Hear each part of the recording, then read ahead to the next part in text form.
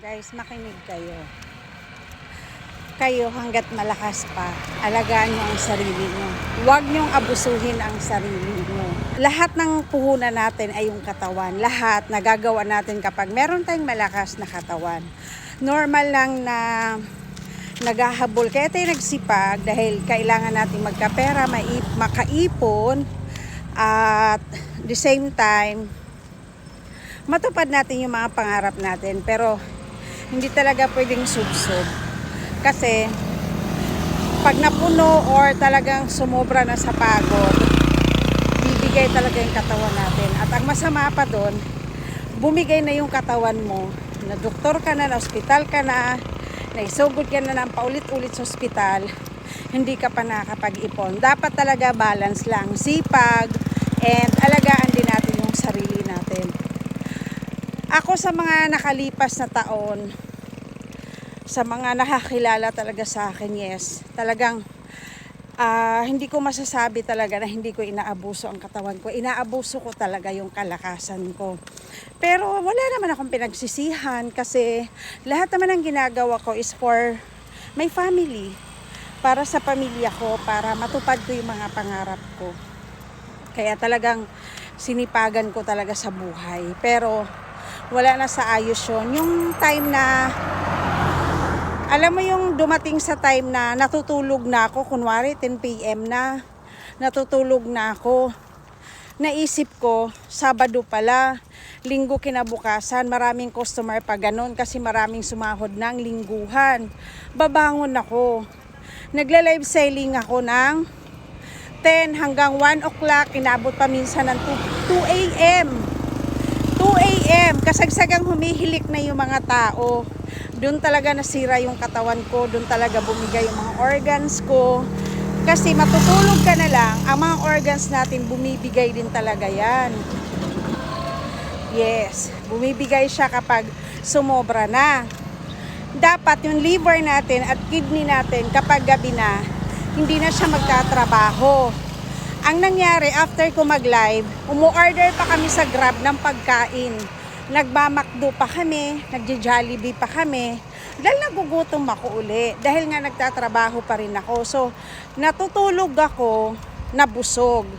At dahil napaglipasan na yung antok, hindi na ako makatulog hanggang sa mag-umaga na. So, dun pa lang, sobrang, wala na, sablay na.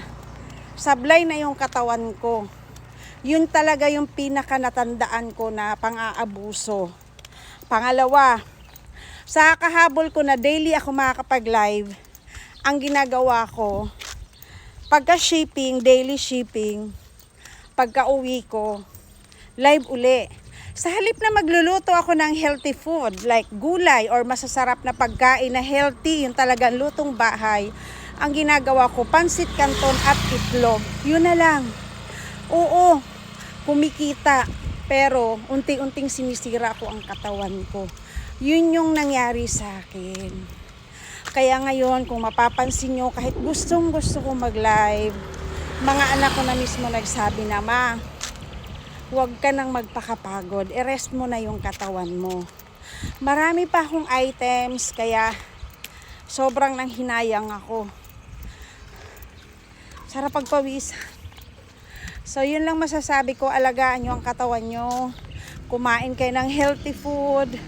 Sobrang hirap ma-hospital, sobrang hirap ng may maintenance. Tapos yung maintenance mo sobrang mahal pa. Pag sinabing maintenance, lifetime na. So, hindi lang isang gamot, hindi lang dalawang gamot. Nagbablog ako! Saan kayo punta? School? Yun. Tapos, di ba? Yun eh. Ang laki ng ginastos ko. Nag-start yung, alam nyo ba, nag-start yung nararamdaman ko pagkatapos ko rin mag-live. Nag-live ba kasi more on gabi ako nag-live noon eh. Year 2024. Nag-live ako, after ko mag-live, nasusuka ako. Yun talaga yung una kong nararamdaman na doon talaga simulang bumigay yung katawan ko. Nasusuka ako, then pinabayaan ko lang. Tapos after 1 week, parang medyo nawala siya, pero andyan yung parang nahihilo ako na nasusuka pa din. Hanggang lumuwas ako ng Quezon City na emergency ako, na ER ako. na hindi pa rin matukoy kung anong sakit ko hanggang sa nalaman ko na after 6 months. Ayun. Kaya please, alagaan nyo ang katawan nyo, parang awa nyo na.